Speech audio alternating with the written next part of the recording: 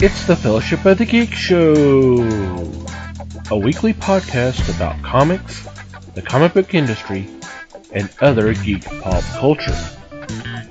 Music courtesy of Manny the Martyr. And now, on with the show!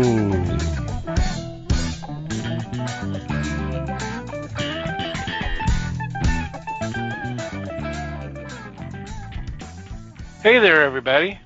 It's the Fellowship of the Geeks podcast. My name is Thomas Schick, and joining me for this episode is Mike Marlowe. Hey, gang. And Les Webster. Hello, all. Unfortunately, Liz Newman could not be with us this week. Prior engagements, but she is okay, and she'll be rejoining us next week. So, Liz, we miss you, and we'll see you back here next week. Yeah, we already started giving her a hard time. So yeah, that's cool. Yeah, the best hurry started early. I couldn't resist. Yep. So how are you guys doing? Doing okay. Great. How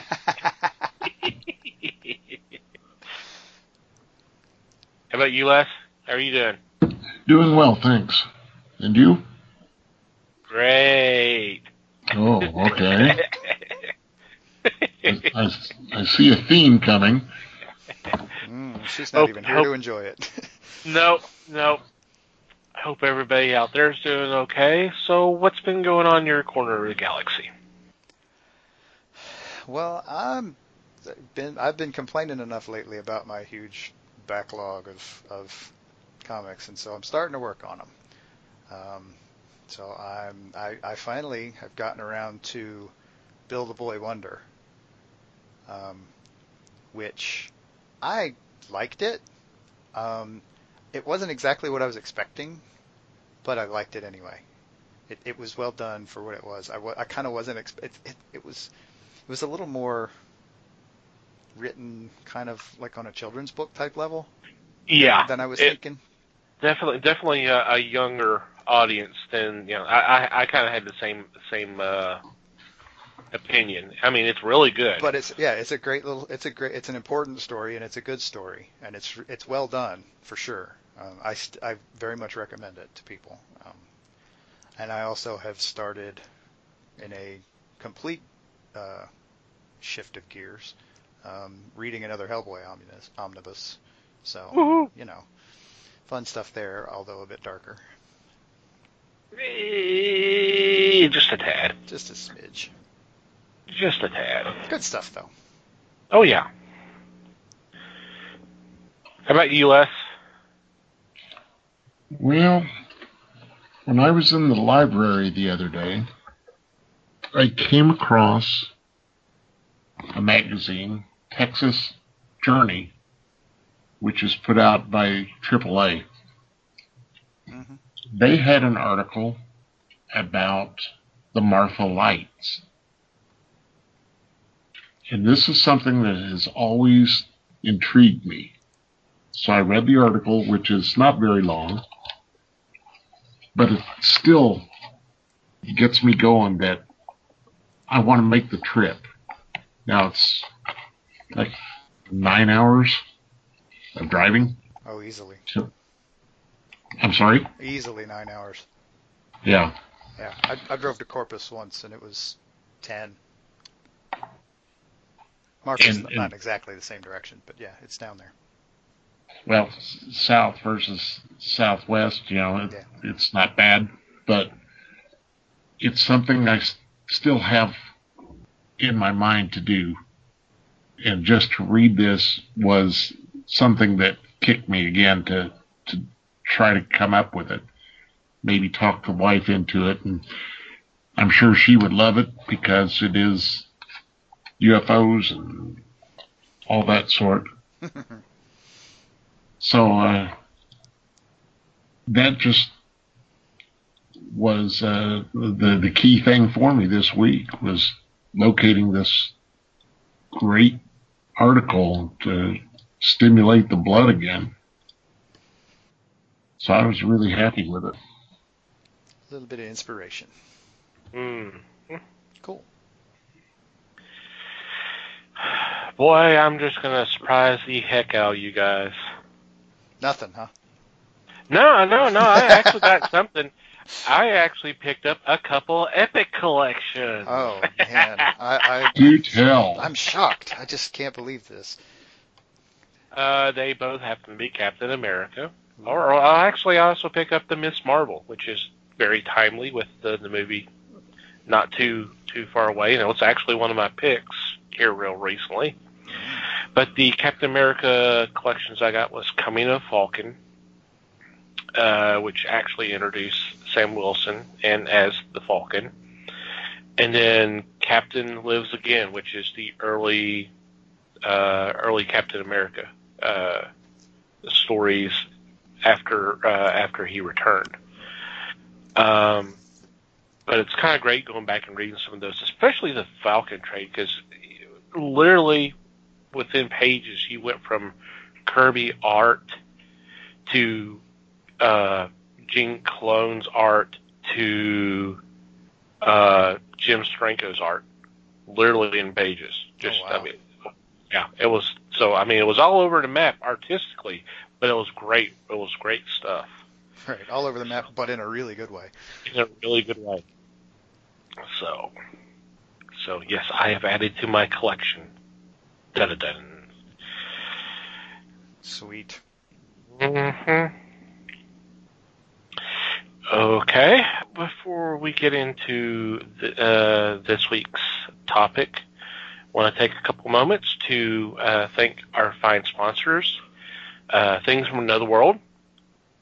If you go to our website, www.thefellowshipofthegeeks.net, and click on the Sponsors tab, you'll see the deals that they're currently running, which actually right now are just their regular deals, such as 50% off Nick and Dick comics, and then the deals of the day.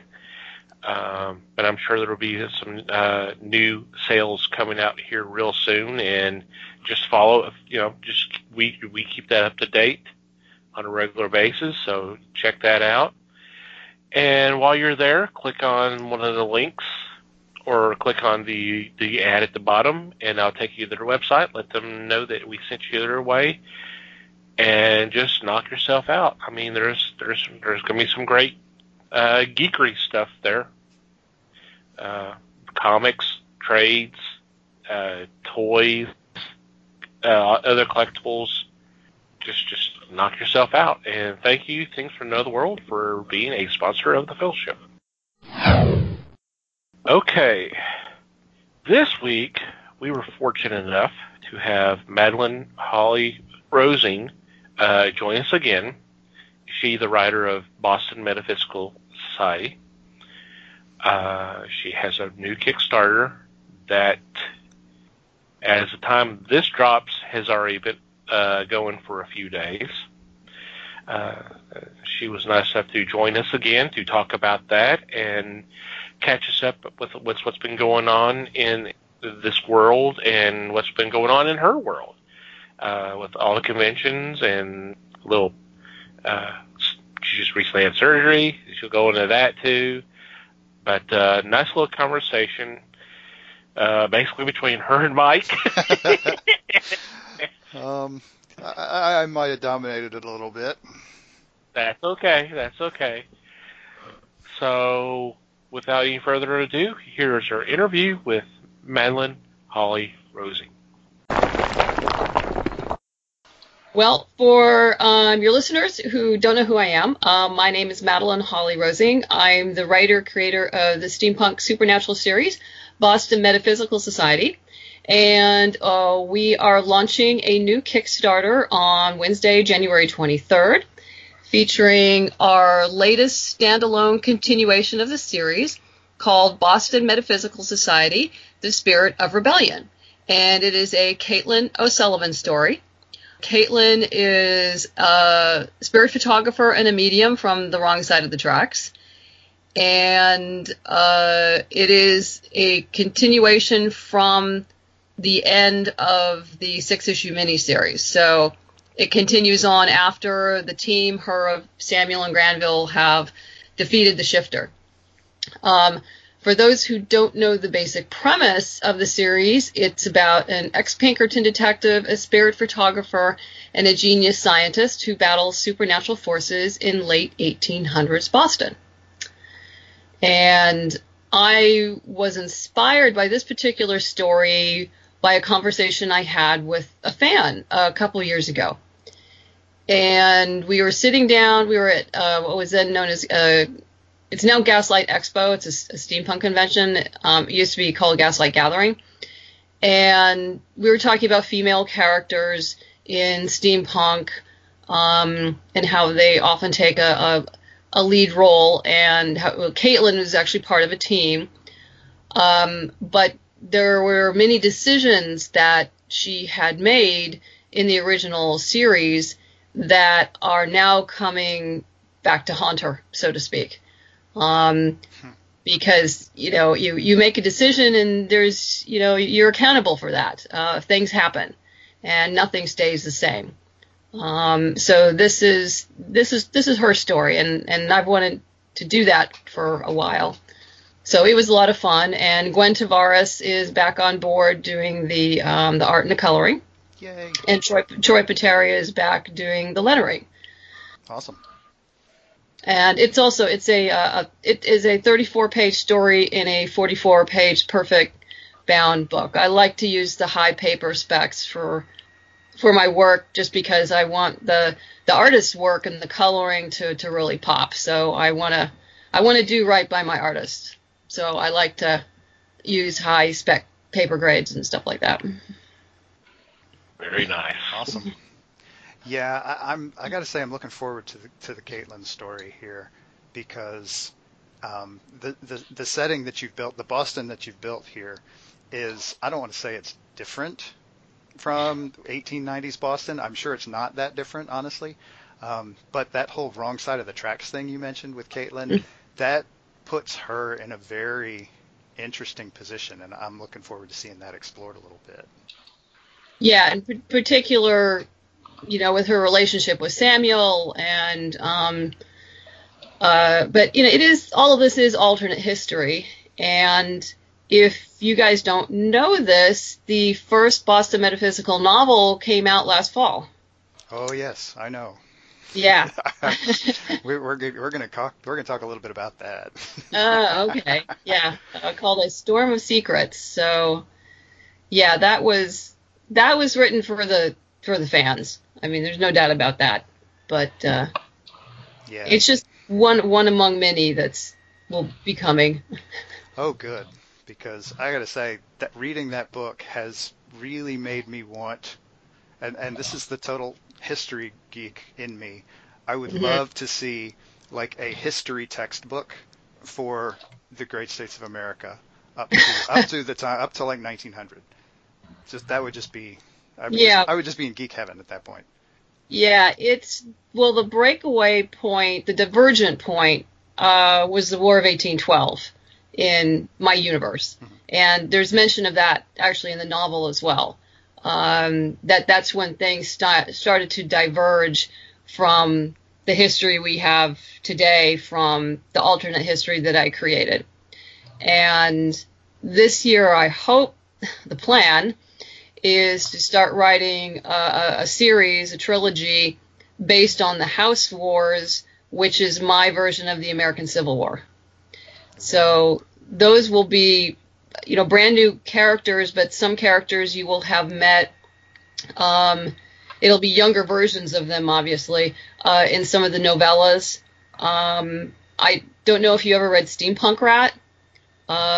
It's about a young Jonathan Wellsmore who becomes Samuel's father-in-law, and his grandmother actually runs House Wellsmore, and Beatrice Wellsmore, so she will be featured. I can't wait to write about her, and actually more about her, and also Gwen Warwick, the airship captain that you met in the trade paperback in the short sequential art story Hunter Killer. So, yeah, that's going to be fun. I agree. I think that'll be a hoot. That sounds I love that historical stuff. While we're on the novel, another thing, one of the things I found really interesting was the I hesitate to call them political undertones. I think mostly what I got a kick out of was how much of a nuisance Jonathan seemed to feel that Congress was. Yeah. Seemed he just really it was a complete inconvenience for him. I mean, and I mean, it was pretty clear why as that scene progressed. But Yeah. that was a hoot. Yeah. Well, unlike the way, our Congress is, obviously freely elected from different states and from the people, so to speak. In my version, it's more like closer to a parliament. Yeah, I was going to say they seem to be appointed by the great houses, and to an extent. Yeah, they're appointed. They're appointed by the great houses. Usually, it's like the younger sons who aren't going to inherit, who end up being in Congress, and then from that they elect a president, which is essentially a figurehead, but it helps things, everyday things run, just income, how a government runs and functions, a bureaucracy. So they handle the bureaucratic stuff that is necessary for a functioning government. Right. Maintaining the alliance to an extent and dealing with the little stuff. Yeah, I've had other fans who are really interested in the Chinese houses out of California, like House Zhao, and I have plans for them too, but that will be later. You've got other things on the priority list. Huh? Yeah, well, also in my version of my alternate history version, the Chinese Exclusionary Act never happened, and which means that in, say, the state of California, you're going to have a huge influx of a Chinese population, which didn't happen in real life, and that will affect population and power and politics and control and how House Zhao came into power in California. Right. It would be a major cultural shift for sure. Yes. Yes. California would be pretty much Chinese and Hispanic. It would be essentially Hong Kong. Yeah. To an extent. So lots of fun. Mm-hmm. I can talk story all day long, so I'm Well, all right. Let's test that theory a little bit. Okay. What was probably my favorite part of A Storm of Secrets was the relationship between Samuel and Jonathan. Yeah. Those two, oh man, there's just so much tension there. I mean, I think it seemed to run beyond the fact that Samuel married Jonathan's only and favorite daughter. Yeah. It seemed way deeper than that. Well, yeah, I mean, to Jonathan, Samuel was a threat on a lot of different levels.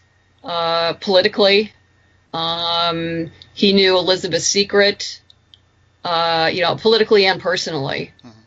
Mm-hmm. But yet, at a certain point, he needed to trust him, which he did up to a certain point. But I mean, they came from two different worlds, so I mean, they're never gonna walk on the same sidewalk, so to speak. They're always going to be apart. Right. But it seemed several times in the book, Jonathan really wanted to trust Samuel, and just kind of couldn't bring himself to do it for very long. It didn't ever last long. No. And unfortunately, the ending. Well, we won't go there. But I say that it's a prequel to the graphic. It's novel. a prequel. If you've read the original series, then you know what happens to Elizabeth. You just don't know how. And the point of writing A Storm of Secrets is that you heard of, in the whole comic series, you've heard about Elizabeth. There's references to her, but you never really met her. And I wanted to show that she was a hero, and no one knew it.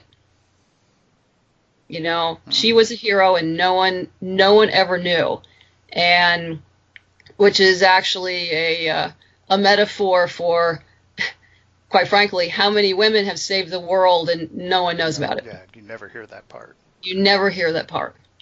And I mean, even her husband never knew, her father never knew, but yeah, what she risked. Yeah. So hell, we didn't know until like the 94% mark. Honestly, I love how that kind of just unraveled really quickly.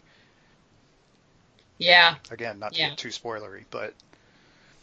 Yeah, I had some people who hadn't read the comic and read the book, and they were just like devastated. Oh, sure. I'm sorry. I mean, I felt it too. I mean, I was like, oh, and I knew what was going to happen. I mean, it had to. You knew. I'm kind of like, earlier in the book, I'm like, well, when are we going to get a hint? What's going to happen? How is this going to? And it just, wow, yeah. Yeah, but she was a hero. Mm-hmm. Very much so. And it also explains why Jonathan, because later on, people they met Jonathan. They said, well, if you read Steampunk Rat, you meet a 15-year-old Jonathan in much happier times when he first meets Adeline, who eventually becomes his wife and things like that. So if you read Steampunk Rat, which is probably the fan favorite novella, and then you see Jonathan in the current original series, you go like, how did this guy get from this hopeful young man to this bitter old guy? And Storm of Secrets basically explains why. So how he became what he became later on. Yeah. And I mean, early in A Storm of Secrets, he's clearly a guy who's seen a lot. He's been through some stuff. I mean, no doubt about it. And he's got all his, I mean, Elizabeth is his world. Yeah. And yeah. And then stuff happens. More stuff happens. Yeah. Oh, I can say that in the new one-shot that's going to be on Kickstarter, The Spirit of Rebellion, you will see Samson again. Oh, awesome. Yeah. Samson. You will see Samson. Samson's great. Yeah. That honestly, that little bit at the end was kind of heartbreaking too. At the end of Storm of Secrets, sorry. Jumping back. Yeah. No. Yeah. I haven't seen the new story yet. Yeah, but it's because I'm sure you've seen, if you've read any of the short stories and novellas and then the comics, I do really try to make everything standalone, but everything links. Right. So if you read everything, the world just gets huge and fills in all the little bits that you don't have time for in a comic. Or if you did, it would just be too expensive to make. So. Right. That would be a really big omnibus volume. Yes. It'd be Which, huge. hey, no complaining here if that happens, but you know. Well, maybe, but we'll see. Yeah, one step at a time. One step at a time. We have this thing called a budget we have to maintain. Well, yeah, there's that. I mean, hopefully at some point a huge publisher comes along and hands you a J.K. Rowling type check, but until then, we just have to keep it real. We'll see on the prose side. You do know that Source Point Press has picked up the first 6 issues in the trade, right? I did hear that, yes. Yeah. So we're actually going to Diamond Distribution in May of this year for the first issue. Nice. And then do the first 6 issues through May to the end of the year, and then they're going to reissue the trade paperback February of 2020. Sweet. That's awesome news. Yeah.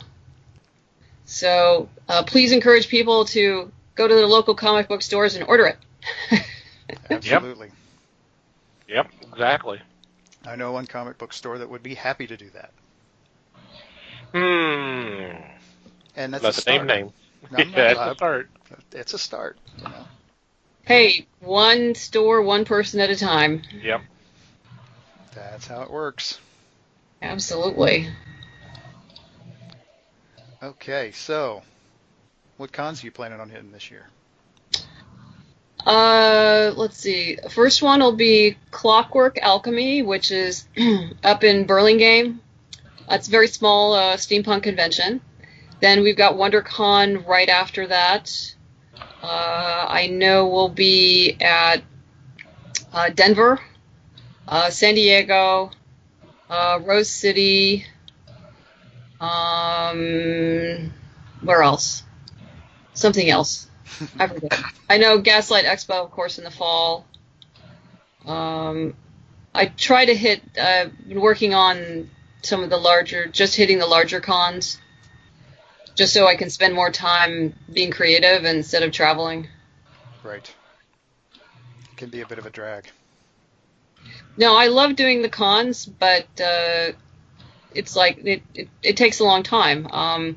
Like Denver, my husband's coming with me, and that takes a week because we drive out and stay at my brother-in-law's, and then drive in and out, and then we drive back. So, it takes 2 days to get out there, and, 2 days to get back, and then you stay and visit. And a 3-day con with a day of prep and a day of closing up, and you lose a week real fast. Yeah, and I guess we're on the waiting list for Emerald City. Ooh. And if that works out, we'll actually be sharing a booth with Chimera Press, which would be pretty exciting. Our work really complements each other. They do pet noir, and they have a new series out called Mary Shelley Presents, the reworking of the classic Mary Shelley stories. Interesting. Yeah. Debbie Daughtry and her husband Paul are the owners, and we're friends. So if that comes through, then we'll be driving up there for that. So that's another week. Yep. So, but no, it's good. I do hope we get in, but we'll see. Yeah, that would be cool. Okay, so we made the joke about one thing at a time, but what do you have a plan for anything after Caitlin, after Spirit of Rebellion? Oh, yeah. I think it's also based on another fan request, and I think they're right. I think it's probably time to bring the band back together again. So, because the last one, we did, a Granville and Tesla story, and now we got a Caitlin story, and the main series was basically a Samuel story. So, with the changes, and I don't want to ruin it, that happened to Caitlin, the team, is basically stronger. And, it'll probably be a story with Samuel, Caitlin, and Granville. I don't know what it is yet, but I think probably the third one will... It just feels right that it'd be time to bring the team back together again to deal with something. Cool. So more than likely with the great houses, and because all of that is really kind of building up, that the people are rebelling against the great houses and being under their thumb. So we'll see. I'll have to think about that. Another house war, perhaps. Quite possibly. Could be the setting for another series. Could be interesting. Yeah. But this time we'll have ghosts and demons involved. Uh-oh. Because that's never a bad idea. That's never a bad idea. There's always somebody. And the House Wars Prose trilogy, we'll have some demon stuff going on. And also northern houses versus southern houses, and the Midwestern houses that are playing both sides. And I like sneaky people. So. Well, they're always the ones doing the interesting stuff. Well, you'll learn more about House Tillinghast, which you really met in the novel Storm of Secrets, where there was, a lot of references to Tillinghast, but you never actually met them yet, other than the Yeah, the nephew. There's the one guy there at the end. Just the one guy. We won't go into that too much. Yeah, we won't. Yeah. Just the one guy, but yeah, House Tillinghast is just, yeah, they're smart and ruthless. Yes. And I love them. I love Tillinghast. That's an actual name too. I didn't make that up. And some of the names actually you'll see that were referenced in the novel are actually old family names of mine on my mother's side. Oh wow, cool. Yeah. And like House Stellmacher from Oregon is my family, actually. Cool. Like about 4 generations ago. But well, there you go. If a novelist can't immortalize her own family, what's the point, right? Yeah. They were from Oregon, and yeah, they were German, and no, it's interesting. I mean,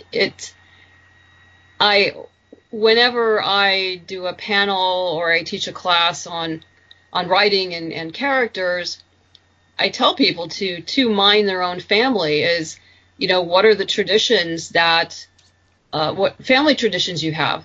And family traditions can be really horrible, and they could also be really stupid and innocuous, like clipping coupons. Clipping coupons is something my mother always did. Now, I don't clip coupons anymore, but I do it by app on my phone. Oh, yeah. Yeah, but I still do it. And there's other more unfortunate family traditions, reference to abuse and things like that, but that affects everyone. And do you become like that, or do you choose not to become like that? Whether it be something awful or something silly or just something, normal. I don't know. Normal is relative. Well, normal is very relative. Yeah. Yeah. Pun Relative. partially intended. Yeah. Yeah. But it affects your character, and I often do character biographies that go back to grandparents, because how your grandparents were, and their relationships with their kids affects them, which affects you. And so it provides a whole history of how your character is going to behave in a certain situation. Right. It's a nice way to get a really deep understanding of your character. Yeah. And you'll I'm sure you've seen it in your own families where, your parents are one way, and then you'll have a sibling who's exactly like your parents, and then you have you or another sibling that's the exact opposite. They'll never do anything like their parents ever did. And so you look at that. I mean, that's a very common thing in families, that the kids either, pick up the same traits, or they completely rebel and figure out where your character sits in all that. Anyway, that's just one way to do it. Right. Finding those little points where the decisions get made. I mean, you can map out characters all day long just based on one family. And everybody's family has got stuff, so it all helps to normalize things for the reader as well, because they see little stuff going on that's just like stuff that goes on in their families. Yeah, it serves to ground them, the characters. Yeah, that's what I was trying to say right there. Yeah, no, that's okay. Yeah. No, there's another point. A couple years ago, I was on a panel with Tim Powers and Werner Vinge. Oh my God! And really? That's awesome. I know, they were amazing. I was having the greatest time.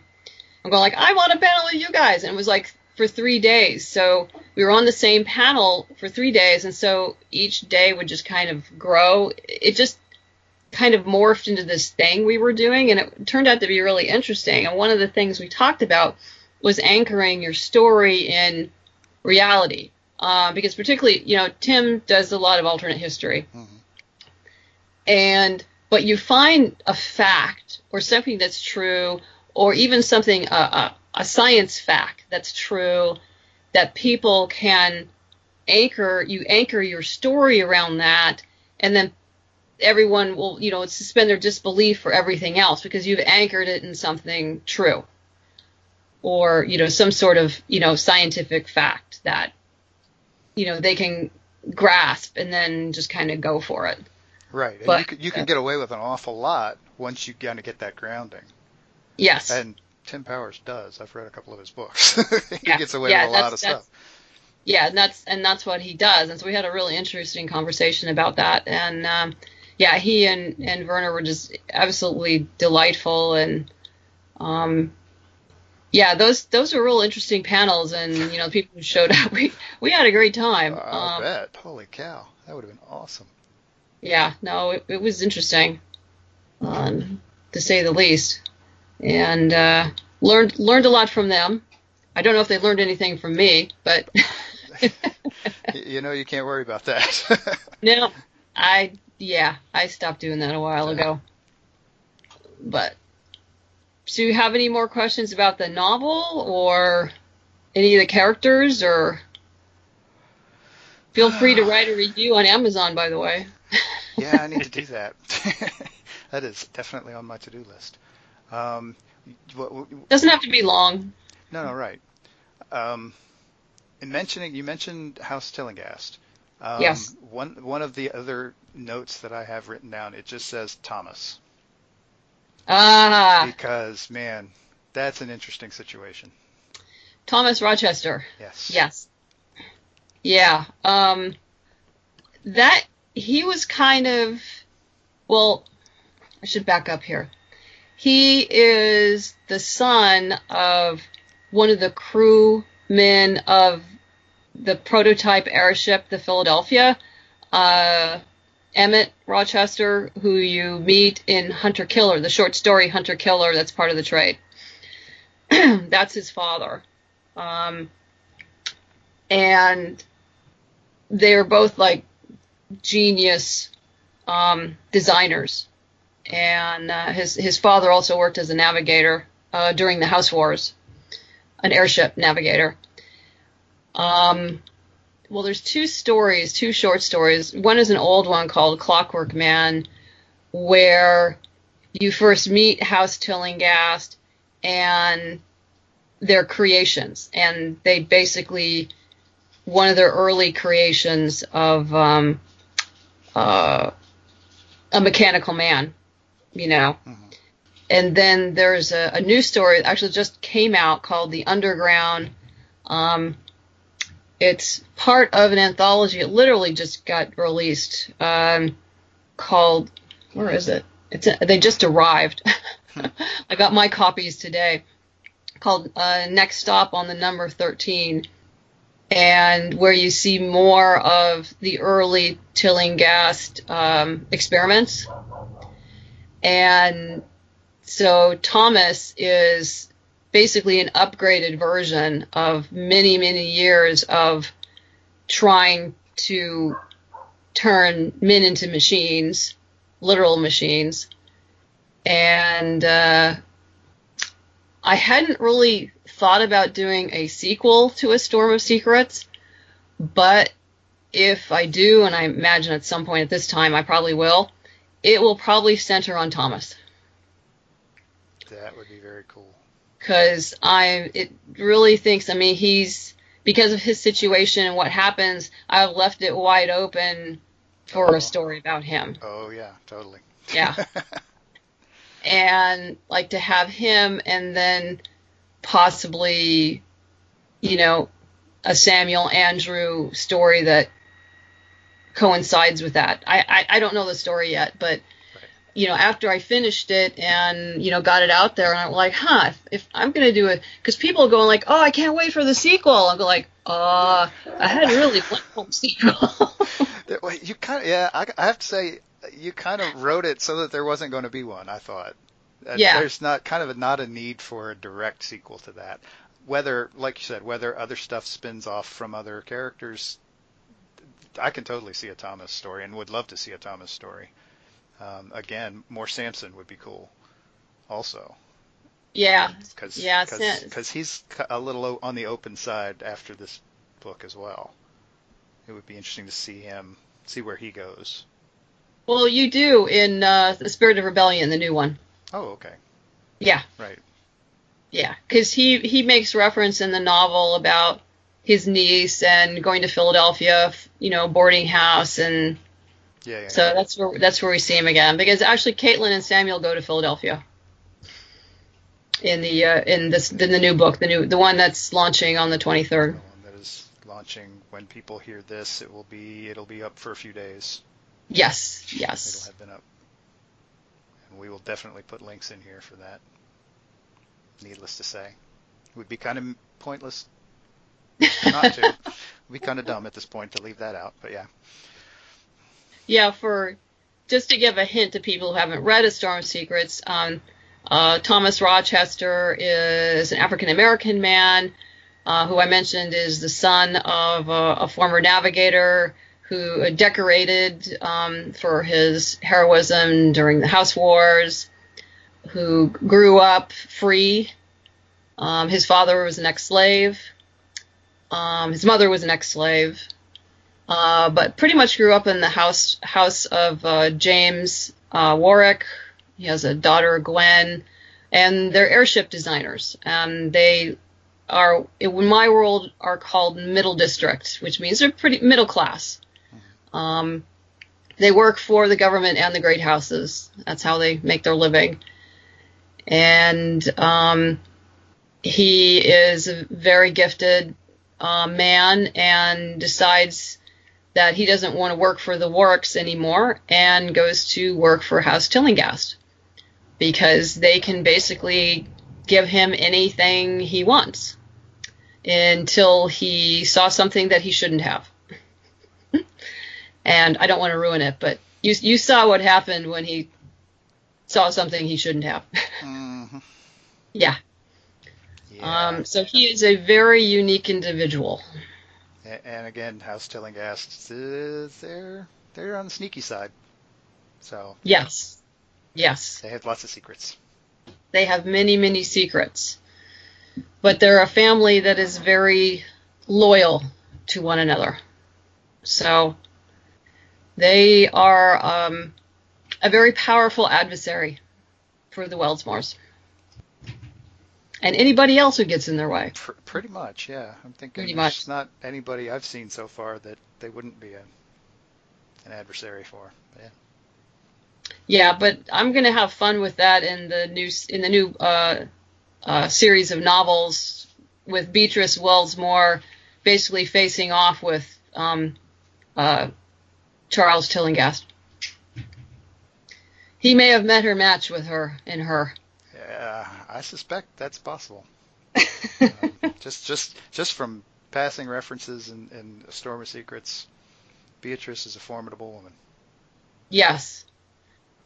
And more ruthless than her grandson. I think I seem to remember there was even a comment about that in there. Yeah, because Jonathan is basically a decent human being. Mm-hmm. But yeah, his grandmother was a piece of work. That's going to be fun. Yeah. For sure. You will love her. And you'll hate her all at the same time, and you'll love her. And I look forward to that. Definitely. Yeah, my husband's been on me to write it for years, and it's only just now that I'm probably going to be able to start carving out time to be able to do that once the Kickstarter's over. Right. Because Kickstarters are all-consuming. Pretty busy, yeah. Yeah.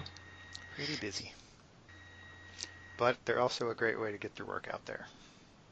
Yes, I love Kickstarter. It's a great platform. Boston Metaphysical would not be where it is without it. Absolutely not. We would not have gotten so far and been able to produce as much work. There's just no way. So it's all those backers and wonderful fans out there who I wish to thank so much for allowing us to do our work and entertain you.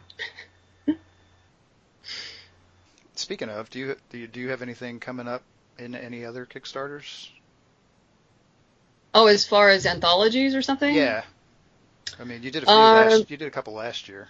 Yeah, I was in Cthulhu is Hard to Spell, which I think that was a successful Kickstarter. Yeah. I think that's going to be fulfilled pretty soon. I think those books have left customs, from what Russell has told us. And if you don't know, the book got picked up by Charon Comics, which is an imprint of Source Point.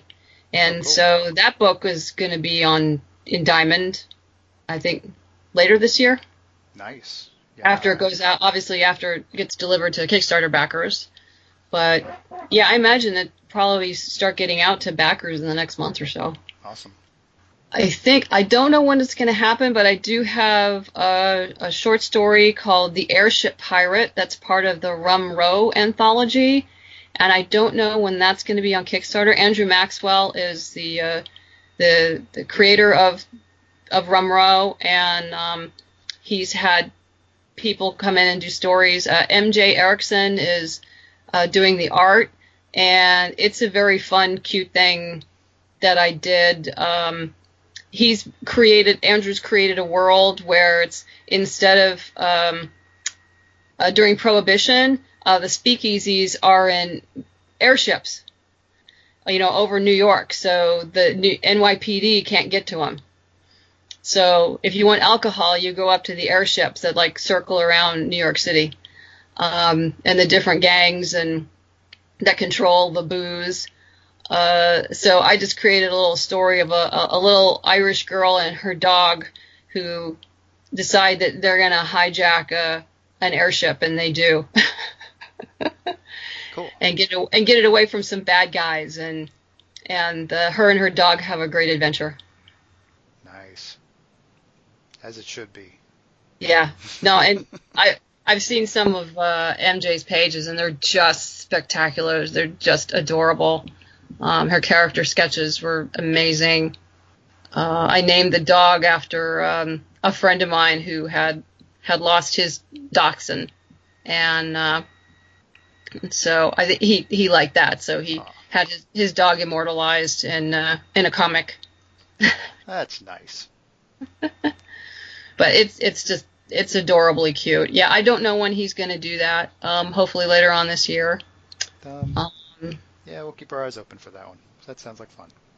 Yeah, no, it's really cute. I've seen some of the other stuff they're doing for the anthology, and all the stories look great. Sweet. But I think that's all I can officially talk about. I do have another short story out there, but I'm not sure what's going on with the publisher yet. So okay. I'll wait on that. Which is a shame, because I really like that story. Something to look forward to then. Yes. Yeah. Absolutely. All right. Keep us wanting more. There you go. Absolutely. All right, guys. Any last stuff? I think you've covered most everything, Mike.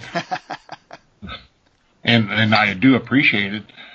This is a series that made me start to think about reading, and I have started reading steampunk. So it was a venue, an avenue of reading that I had not touched before, but now this was a driving force to get me to begin it, and I do thank you for that. Well, thank you. That's quite a compliment. I keep bringing people over to the dark side, which is always fun. Yeah, I've had that. I've heard that from a few people that, Boston Metaphysical has been their entry point into steampunk, and they've enjoyed it, and I'm glad I've been able to, render that service to the steampunk world. It's a privilege and a pleasure to get people to, check out a subgenre of science fiction and and see if they like it. So I think that's great. So thank you. That's quite a compliment. I appreciate that. Well, thank you. So what time is it for you guys? Want to give us the rundown one more time on Spirit of Rebellion? Sure, I can do that. Yes, you'll post this, I guess. It'll go up Sunday.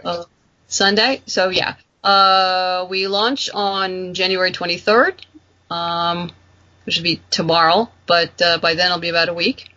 And basically it's standalone continuation of the original 6-issue series of Boston Metaphysical Society.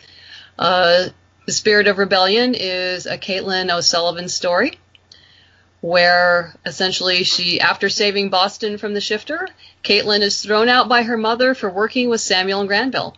When she goes to Samuel for help, he takes her to the boarding house of an old friend in Philadelphia. There she discovers a ghost, the beginning of a rebellion, and perhaps her destiny. So if you're a fan of Penny Dreadful, Girl Genius, Ruse, steampunk, or gaslight fantasy stories, this is probably for you. So the art is by Gwen Tavares, and please check out our reward tiers over on Kickstarter. We have not only actually the PDF of the book, the physical book. We do have available the original trade, our first standalone continuation, The Scourge of the Mechanical Men. Plus we have a new teapot pin for those of you who collect pins. And, of course, the new novel, A Storm of Secrets. So thank you guys for having me on. I really appreciate it. Absolutely. And I appreciate your support. Yeah, thank you for coming and hanging out with us this evening. No, it was fun. For those of us who've been housebound for almost 3 weeks now. Okay, cool. So the bar wasn't all that high for us to begin with. Great. No.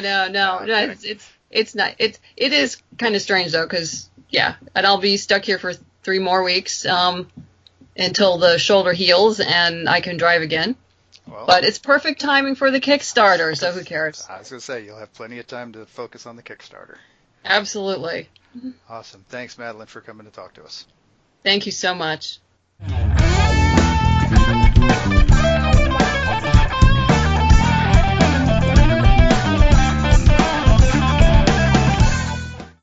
And we're back. It is time for our weekly picks, and it's going to be a little different this week since we don't have Liz, but we do have her picks. But here we go. Leading off is Mike. Okay. My first pick, we're going to do my pick first, is a Boom Studios book called Sparrowhawk. This is issue 4 of 5. But this is a really interesting little series.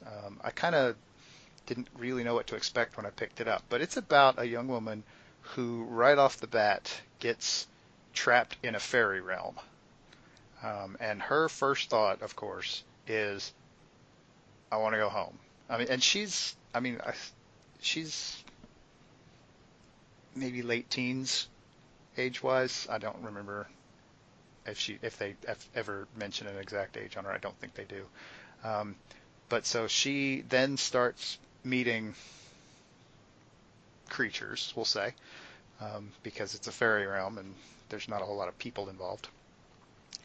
And the story gets interesting from there. I'm not going to get into too much spoiler stuff here, but it's the things that the choices that she makes and the things that start happening to her get really interesting really fast. And like I said, this is issue 4, so if you can pick up the start of the series, that would be the best way to go. But yeah, it's very interesting. Nice.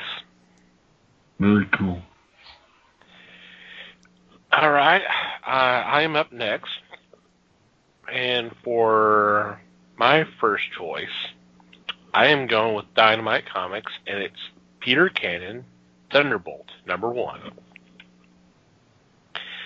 And this series sees the return of Kieran Gillen into the superhero world.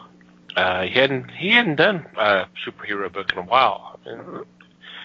He's been kind of focusing on Wicked Divine and other creator-owned projects. But the premise of this one is Peter Cannon is very intelligent and is the only hope for the human race. And he's pretty much got the attitude of, okay, this is the end. This is the end. And I'm like, okay, that's kind of interesting. That's interesting. I mean, he just, okay. I don't know what to think about that. Do you want to save the world? Meh. Nah. Whatever. No. Que sera, sera. So. Nice. Yeah, it kind of has me intrigued. Les, you are next. My first choice comes from Marvel, of all places. They're coming out with Journey into Unknown Worlds, and this is a celebration of Marvel's 80th anniversary. You've got 2 stories in this magazine, one by Colin Bunn, one by Clay McLeod Chapman. And they are sci-fi, horror. First one by Bunn is something that they say is something that you haven't seen in any other decade. So it intrigues me this way. And Marvel was known back in the late 50s, early 60s to put out magazines that were geared for horror or shock value. And they were really well done. And I want to go on record now to say I wish they would collect those into some trades, because they were good fun. That would be cool. And this one will harken back to those days, and I'm looking forward to it just because of that. Well, you started off pretty well by having Cullen write one of the stories. Yes, sir. Yeah, and this is your shared pick with Liz, right? No. No? Did I mishear something? Yes, that was actually one of the shared picks with Liz. Well, the one I had down for Liz was a DC comic coming up. All right. Well, Liz is just going to have a whole lot of interesting picks this week. All the picks are Here, Liz's here. picks. She's not here. They're all her picks. Yep, there you go. Good job, Liz. Alrighty, Mikey. You're next. Okie dokie. My second pick is an Image title. And I am picking Ice Cream Man number 9 because it's back with a new arc. We have definitely talked about Ice Cream Man before. This is a really cool, awesome, weird comic.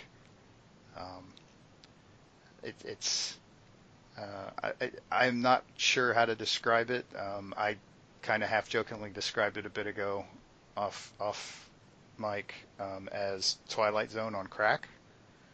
I don't know if the creators would appreciate me saying something quite like that, but who knows? They might. It is generally a series of linked. They're kind of one-shots. The arcs kind of have a theme which connects them, but they're usually their individual stories, and they're most certainly horror stories, and very kind of diverse ones at that. And it's a lot of fun. It's a fun book. Good choice. For my second choice, I'm going with Dark Horse Comics, and it's the Green River Killer True Detective Story, 2nd edition. And this chronicles obviously it's a true story about the Green River Killer who was responsible for murder of dozens of women in Seattle during the 80s. And it actually talks about the story of a detective who was able to finally capture the killer about 20 years later using DNA technology. And this actually sounds like I've heard of the story, but I don't know. I'm not all that familiar with it, so this kind of has me intrigued, and I'm sure Mike and Les being kind of like in noir and crime and all that, that are going to be interested in this one as well. The idea of a true crime comic intrigues me, for sure. I'm all in for this one, too. All right, Les, you're next. My second choice is Steve Kenyon, Volume 9, 1963-1964 by IDW. This is one of Milton Caniff's characters, and they have bound together 2 years of the strip itself. Steve Kenyon, along with Terry and the Pirates, were comic strips I never missed on Sundays. They were the action comic strips, and they definitely paved the way for a lot of other action comic strips. To me, this is a no-brainer. This is going to be a purchase right away. Yep, cool stuff. Little glimpse into the history of newspaper comics. Yep. Alrighty, Mike. Okie dokie. My one that's a shared pick with Liz is a Zenescope book, and it is called Grim Universe Presents. For 2019. It's essentially kind of an annual. It's got a group of shorter stories that are going to kind of, in a way, shake the foundations of Zenescope Comics, of the kind of the main grim fairy tales type series, all of the series, not just a series. And so I'm kind of looking forward to seeing what they plan on doing, how they plan on, what kind of changes they may be making, and where things are going to go in the near future. Should be interesting. Yep, definitely. Yes, sir. Alrighty, Les. My last choice is the one that I shared with Liz. It's Mysteries of Love in Space, #1. And this is harking back to, wow, I'm using that word a lot, harking back to DC's title last year of, I think it was Forbidden Love. And in this, they will take characters, put them in romance situations. You've got everyone from Superman to Starro, from the Teen Titans Crush to Green Lantern. So 8 stories, all different writers, all different artists. This is going to be a fun one. I think it might be a fun one. Yep. Sounds kind of cool. And our honorable mention this week is from DC Comics. It is a trade, Wonder Woman by Walter Simonson and Jerry Ordway. Enough said right there. Yeah, you pretty much can't go wrong there. Yeah. Simonson, this is a run that Simonson wrote and Jerry Ordway did the art. This is chronicling issues 189 through 194. This is dealing with when Diana had amnesia and had lost her powers, so she's having to try to put everything back together while dealing with the obviously end of the world threat. So hey, no problem. She'll get it fixed. Yeah, it's a little stuff, With a couple of comic all-star legends there. I mean, it can't be bad. So. Darn tootin'. Sounds good to me. Yep. Alrighty. We do have a couple announcements, I guess. I guess we need to plug our next meetup, which is going to be Saturday, February 9th at 7 p.m. This is for you fans that are in the Dallas-Fort Worth area. We'll be meeting at a Galaxy Call Dallas comic book store in Garland. It's located at 1238 Beltline Road in Garland. Like I said, it's February 9th at 7 o'clock. Please come by. We'll be discussing just whatever y'all want to talk to, what's going on in the geek pop culture universe, TV, movie, comics, whatever. We're open to listen to what you have to say, and let's have some fun. And we probably have an opinion or two as well. We may have an opinion. We had a nice turnout for our first one, and I was told that there was a few others that we were wanting to go, but just couldn't make it due to other things. So we may have a real nice turnout, but we still want y'all to come on out. Okay, the second announcement is we had mentioned on social media that we are now a part of the Pop Goes to Culture podcast network. They reached out. I think they reached out to Mikey first, and then they reached out to me and said, "Hey, we'd love to have y'all with us." And we're like, "Sure, why not?" So that has officially happened with our January 20th episode. So definitely go check them out. We can have a link in the show notes. We do have something on our podcast page. A link to their website, but definitely go check them out. And thank you for having us, and look forward to discussing more about pulp culture with those guys. Thank you again. One special shout out we need to do.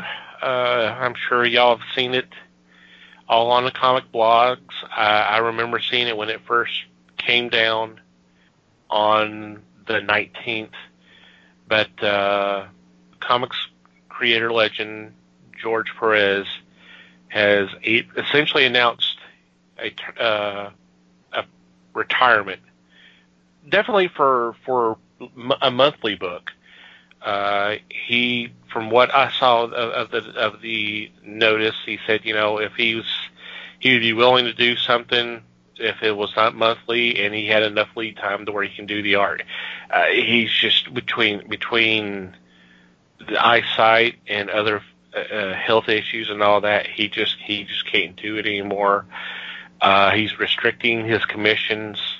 I don't think there's going to be any more after this year, if I read that correctly. And he's limiting. He's got commitments, convention commitments, about a half a dozen or so this year, and then a couple more next year that are closer to home. And then he's pretty much retired from the convention circuit as well. So he's calling it a career due to health reasons, and that's very understandable. It's sad, but we were talking about the other day. He's been in the industry for at least 40 years, probably 40 to 45 years, something like that. So he's had a very nice, long, successful career, and he says he's doing okay to where he can be able to retire like this. So thank you for everything, Mr. Perez, and happy retirement. Yeah, he gave us a lot of great stuff, and we greatly appreciate it. All right. Is there any other special shout-outs or mentions this week? Well, just a quick final thanks to Madeleine for chatting with us. Exactly. Yep. I will, as I had said before, I will get links to her stuff in the show notes, and I'm sure I'll be blasting it on social media for a while too. Right. Check out her Kickstarter. Yep. Yes, thank you again, Madeleine. That was fun. Okay, we'll do our regular shout-outs then. First, want to thank Maddie the Martyr for supplying the music to our podcast. You can check out their music. We'll have a link in the show notes as well, as we always do. So definitely go check them out.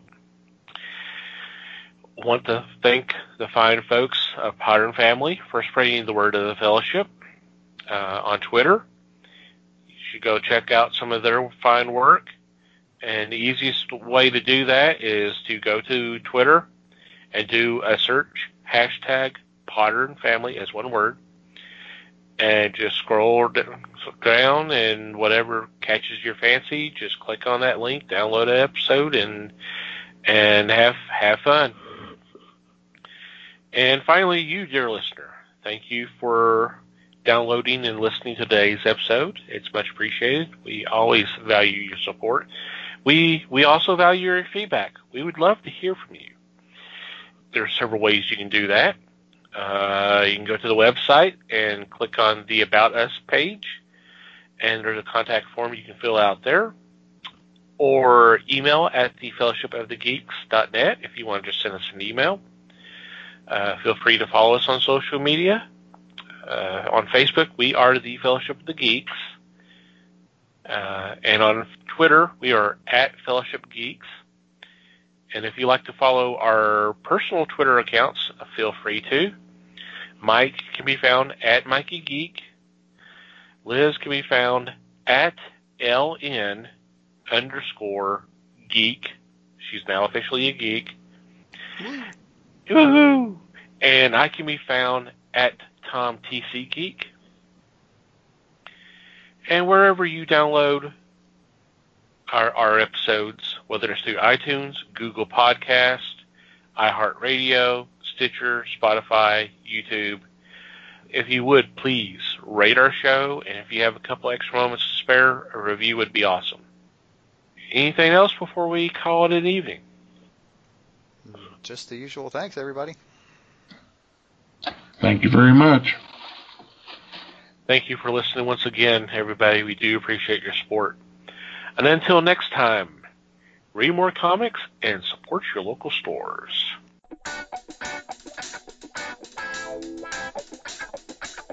We thank you for listening to the show.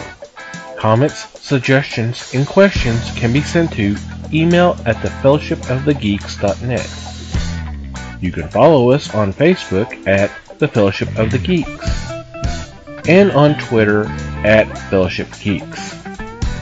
Until next time,